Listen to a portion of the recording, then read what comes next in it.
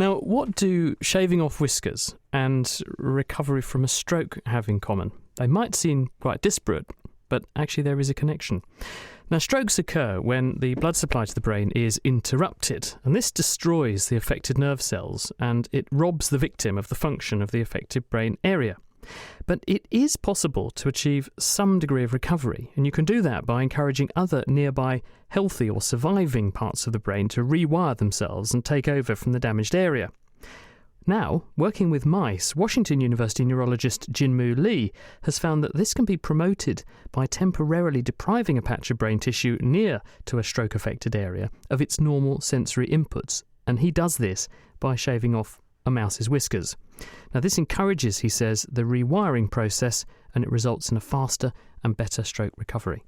The brain has a remarkable ability to change its wiring, and we call this plasticity. So there are areas of the brain that can change their connections and thereby alter the functional anatomy of the brain. We did a series of experiments in mice where we caused strokes right over a region of the brain responsible for the use of one of the forepaws.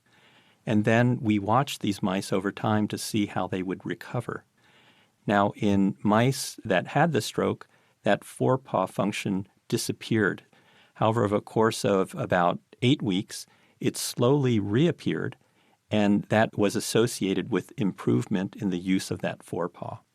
Right, so you see the mice that have this injury regain some function, and the brain begins to respond to when that forepaw is moving, showing that there is an area of the brain controlling that part of the body. What did you do next in order to explore how to get that to be better?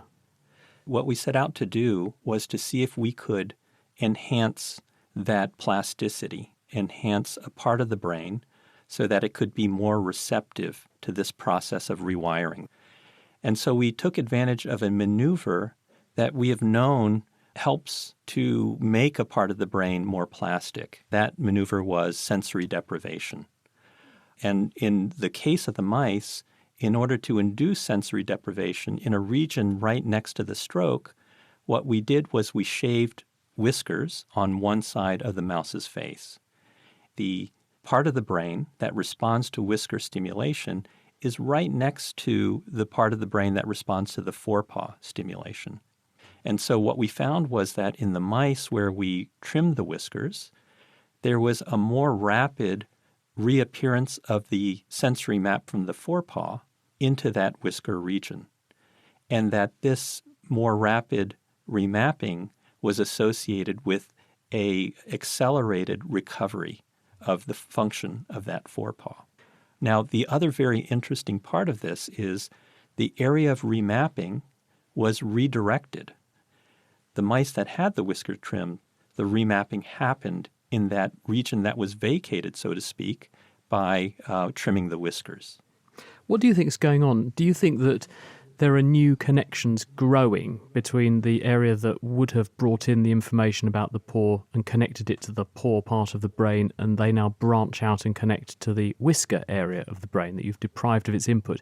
Or do you think that there were always some connections there, but they were a bit weaker, and they become much stronger because of depriving the whisker area of whisker input?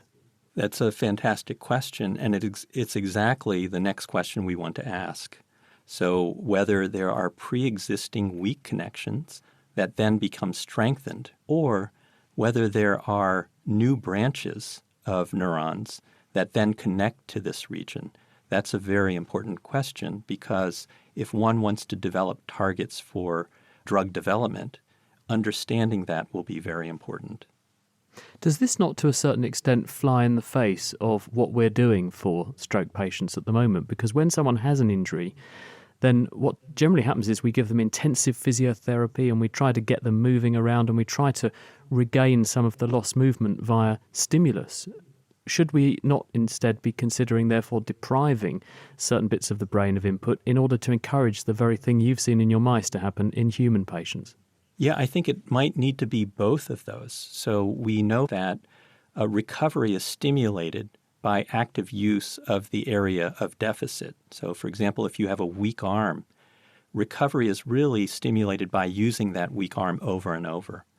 What our study adds to this is that perhaps what we need to do is also deprive an adjacent region of the brain to allow for the remapping to happen into that deprived area. One might imagine that there would be simple maneuvers that one can do. One might be immobilization of part of a limb, which might be representing a part of the brain adjacent to where the stroke occurred. Another possibility would be to temporarily immobilize specific muscles using drugs like Botox. But of course, it needs many steps along the way before we get to the clinical studies. That was Jin-Moo Lee, and that work was just published in the Science Translational Medicine Journal. We wouldn't, however, recommend anyone who has had a stroke considering shaving asymmetrically at this stage. It is early days.